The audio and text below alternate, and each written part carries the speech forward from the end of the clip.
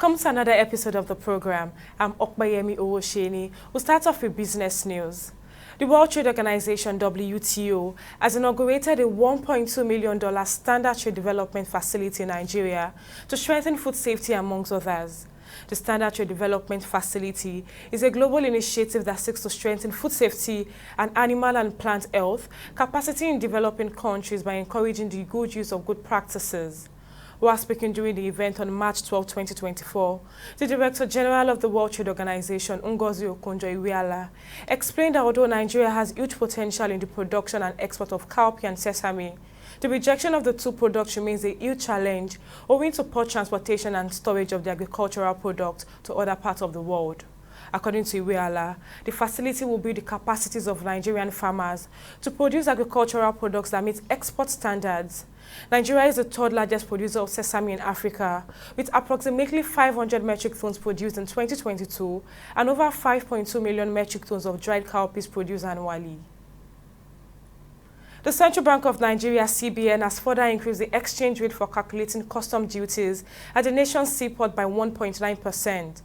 The customs exchange duty was raised from 1,593 naira per dollar to 1,624 naira per dollar on March 12, 2024, following the further depreciation in the value of naira. With the Apex Bank's upward review, the customs duty rate has increased by 1.9% and it has over 30 naira on each dollar needed to clear goods at the port, compared to the old exchange rate of 1,593 naira per dollar. Meanwhile, port users have rejected the policy of using the exchange rate on Form M for import duty payment because it will add more challenges to the trade process. Emenike Nwokeji, the national president of the Association of Nigerian Licensed Custom Agents, said that using the Form M rate will create a discrepancy in duties paid on similar imports. According to him, it will further create uncertainties around the pricing structure of goods and services in the country. We'll go on a break now. The program will be back shortly with the latest happenings in the corporate world.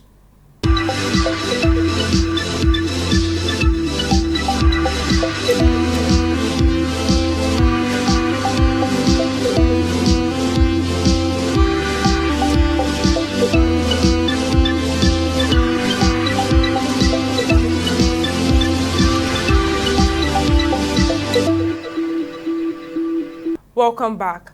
Guaranteed Trust Holdings PLC, one of Nigeria's largest banks, is exploring a capital rise of up to 525 billion. Senior executives at the banks have identified an urgent need to raise capital in line with an expected directive from the Apex Bank CBN. The bank is considering raising between 450 billion and 525 billion through a public offer. The proceeds from the offer will be used to bolster its share capital as well as provide the bank with working capital. The capital will facilitate the enhancement of the bank's ability to book large ticket transactions, as well as the effect of the valuation has impacted single obligatory limits for most banks in the country, and thus their limit to book and participate in large ticket transactions. Now, in response to various macroeconomic factors, Nigerian banks are strategically positioning themselves to shore up their capital through a devolved or non-devolved process. Sterling Financial Holding Companies, the parent group of Sterling Bank, is projecting a pre-tax profit of 10.83 billion in the second quarter of 2024, marking a significant 53.7% year-on-year growth from 7.04 billion posted in the second quarter of 2023. The projected profit growth signals the continued impressive fortunes of the company, mirrored in the first fiscal 2023 results, where it posted a 13.6% profit growth to hit a pre-tax profit of 23.6 billion, up to 20.8 billion posted in 2022. The group is poised to achieve an impressive interest income of 60.7 billion during the quarter, reflecting a remarkable 56 year-on-year surge percent from the second quarter of 2023. This anticipated growth stems from escalating interest rates following the recent hike in the benchmark rate by the CBN to 22.75. Sterling Bank has been performing well in the stock market since transitioning into an older company. The group also ended 2023 as the second best performing bank in stock in the NGX. Well, we'll go on a break now, but coming up next, EIU report says only foreign borrowing can save Nigeria. Don't go away.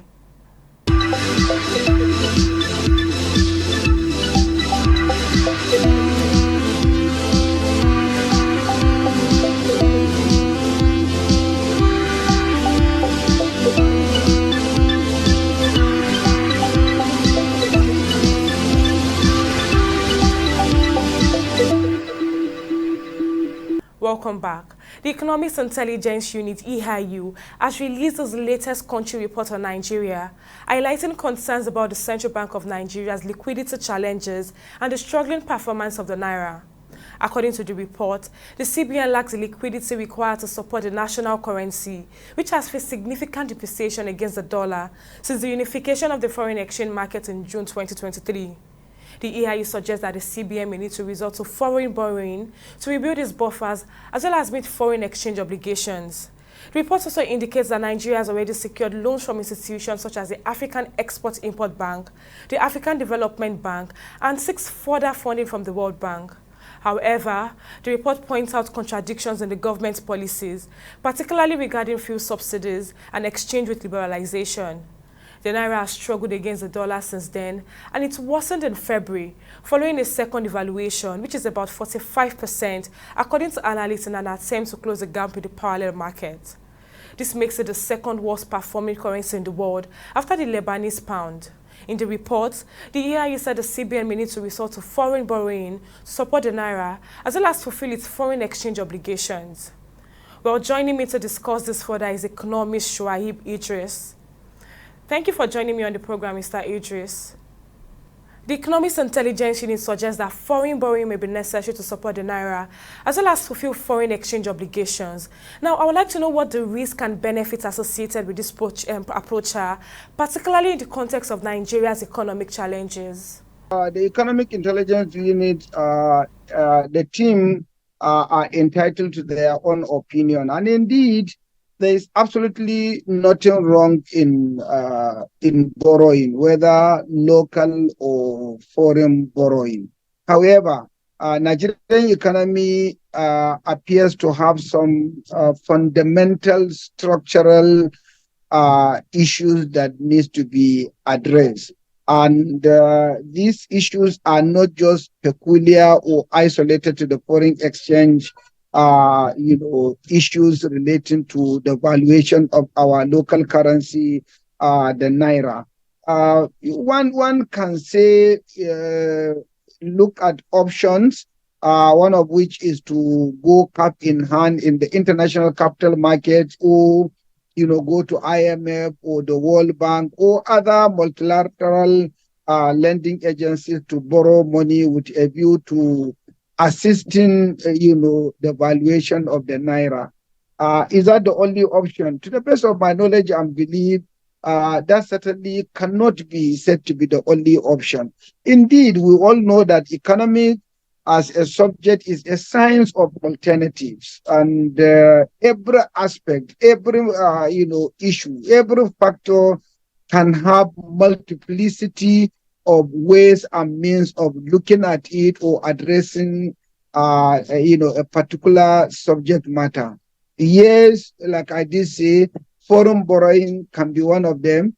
And I give it to the EIU that they are entitled to their own opinion. But in my limited economic knowledge, the theoretical and the practical aspect that I have had in the short period of my life, I will not say that at this particular point in time, Nigerian government should resort to foreign borrowing with a view to assisting the Naira. As of today, how much is the quantum of our borrowing? What is the debt to revenue ratio of Nigeria? What is the debt to GDP ratio of Nigeria? We need to be careful not to to saddle the yet unborn children of this nation with enormous amount of debt that they may not even be able to pay. I personally feel there are more things needed to be done by Nigerians individually and collectively, as well as by the governments of Nigeria, from the local government to state and to the federal government, as well as corporate entities operating in Nigeria. If we are to find, a lasting solution to the challenges of the valuation of our currency, the Naira. Okay. So now, what factors do you believe have contributed most significantly to the central bank's liquidity challenges, as well as the depreciation of the Naira? If we are to be fair, to ourselves, we should be looking at the two sides of the equation. What are they? The supply side and the demand side. What are the concomitant features of the demand side of the equation? You can count on your fingertips the various, reasons why Nigerians, be them natural individuals or artificial individuals, that is corporate entities, are demanding foreign currency. Number one, for individuals, we demand foreign currency to pay for our children's education. We also demand foreign currency with a view to paying hospital bills. Some who are well-to-do demand foreign currency with a view to go and enjoy and have holidays, tourism or leisure. We demand foreign currency with a view to importing raw materials or finished goods. And indeed, we demand foreign currency with a view to servicing either our external debts, or when you are talking of government, you are also talking of, payment of salaries and allowances of our foreign embassies and high commissions and institutions wherever we are represented in the globe. So these are the demand aspect of the equation.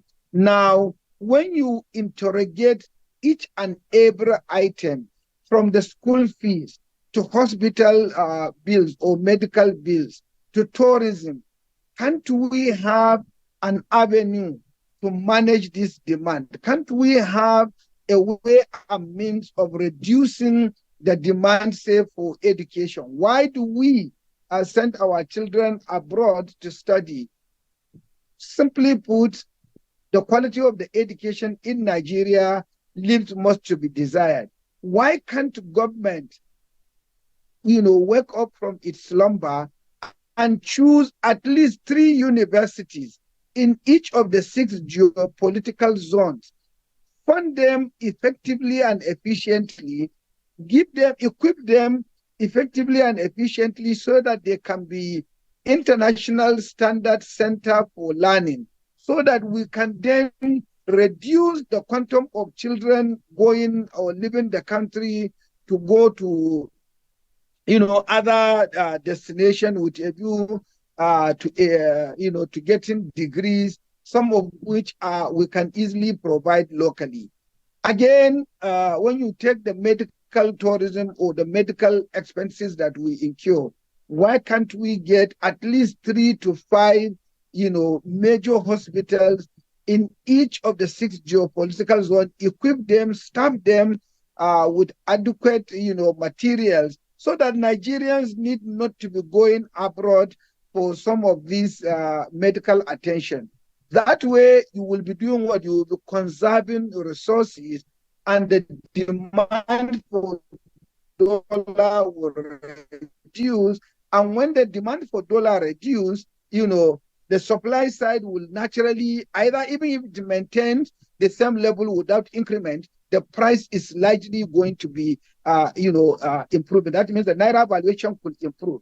I can go on in terms of the interrogation of what we need to do in each of these items of demands for the foreign currencies. When you go to the supply side, again, you interrogate the supply side.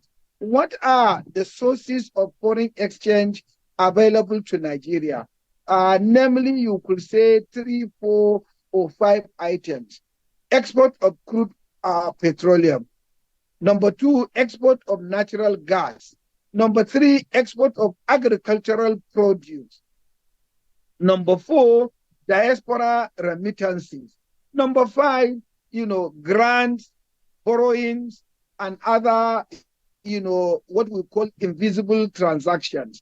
Then you now take each and every one of them. Again, you interrogate and see how can you, number 1, block loopholes, block leakages, improve the supply, and then making sure that you are getting maximum supply of currency from each of these sources. Let's take the crude oil, for example. All of us are familiar with what has been happening in the country today, in relation to oil theft, as well as the much of the lack of transparency that that has been experienced in the export of crude oil from the shores of Nigeria. None of the OPEC member country has as much challenges of accountability in the oil sector as much as Nigeria. If we can streamline our operations, if we can streamline the ways and manners in which we export our crude and account for the receipt of the sales proceeds of the crude oil, we are more likely going to enhance the supply of the dollars from the crude oil export. The Naira has been ranked one of the worst performing currencies globally. What measures do you believe the Nigerian government and the central bank can take to address the liquidity challenges, as well as stabilize the currency in the short and long term? Well, I again beg to differ. Nigerian Naira is not necessarily one of the worst performing currencies. Anybody who must have been to Zimbabwe or Somalia or even Sudan that is ravaged with this crisis, even Southern Sudan, and some of the Latin American countries like Mexico, Argentina, Peru, and the rest of them, their currencies are probably in worse situation than our own. We tend always as Nigerians, to badmouth our country. We say so much negative about our country, and we feel as if some people always say this is a zoo or a dungeon or what have you.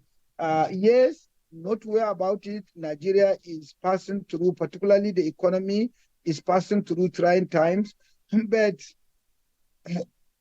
can anyone survive, say, with £1 on the city of London in a day? £1 today is about 2,000 naira. I bet you a Nigerian, even in the city of Lagos, the commercial capital of the country, can and indeed will survive on 1,000 naira. So how bad can we claim that our economy is?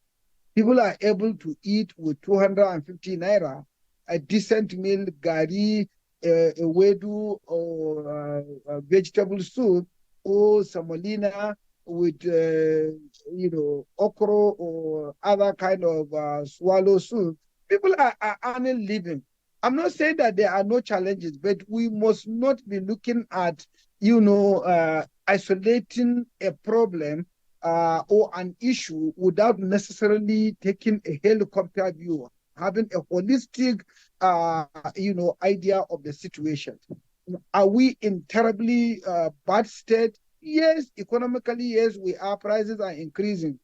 But even in that, we are still one of the best countries where you can say you want to live. We do have insecurity. We do have light issue. We do have water issue. We do have challenges of infrastructure. But even then, we are still a country to reckon with.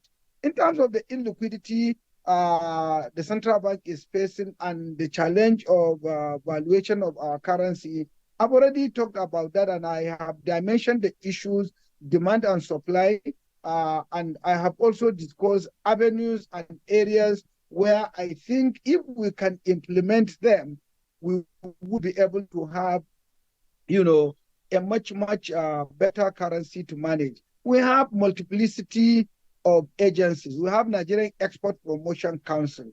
They have been given export expansion grant for years. What is the how impactful has that export expansion grant been? You have people exporting hide and skin, raw hide and skin. Why can't we develop the Aba leather industry and develop the Sokoto, Kano, Jigawa, Kaduna axis of getting tannery, so that you can link the two corridors and the leather processing, hub in Aba, plus, the tannery supply hub, instead of exporting raw tannery? Why can't we look at, processing sesame seed into sesame seed oil, or cashew nut roast it and sell, but we are exporting raw cashew nut, not even cracking the canal to remove the nuts. There are several ways we can improve, the liquidity situation in terms of the dollar supply. But we are not doing so. And most of the time, we tend to think that we are pointing accusing fingers to government. And the adage says, when I point my finger to you, the rest of the fingers are pointing at me. So I must not just point one finger to you, I must look at myself. What can I do to help this country? If we can borrow from Abraham Lincoln, the famous American president, who said, think not what the country can do for you, but think more of what you can do for the country. And I think Nigerians, it's high time to begin to think of what can I do? What is my own token, no matter how minute, contribution to the development of this country? What do I need to do? And I think above all, we need to be able to fight the monster and the big masquerade in the room or in the hall, that is corruption. One of the major demands, demand side factor of the dollar is illicit, money that either are diverted from project meant to develop the nation, or, proceed of ill-gotten wealth, be it through drugs or other, associated, malpractices. Holders of such large nairas are ready to buy the greenback $1, even if it is 3,000 naira. And that is why the devaluation of the naira may not see the end of the day, as long as we don't curb corruption and we don't find a way to ring fence the process of, illegitimate wealth getting into legitimization into the banking cycle through the purchase of dollars. One of the things that I always find, amusing is the central bank's policy of allowing Nigerian banks, high street banks, to accept dollar and for Nigerians to transact business in currencies other than the naira over the counter through the Nigerian banks. I have traveled to quite a number of countries of the world, and I don't see that happen. You can't go to the United States of America and open, a domiciliary account, say in pound sterling or Japanese yen or euro, and go to, say, a Bank of America or JP Morgan Chase or Merrill Lynch, walk to any of their branches and pay pound sterling or pay Japanese yen or Chinese yuan. Well, economist Shaibu Idris, thank you for lending your thoughts on the program.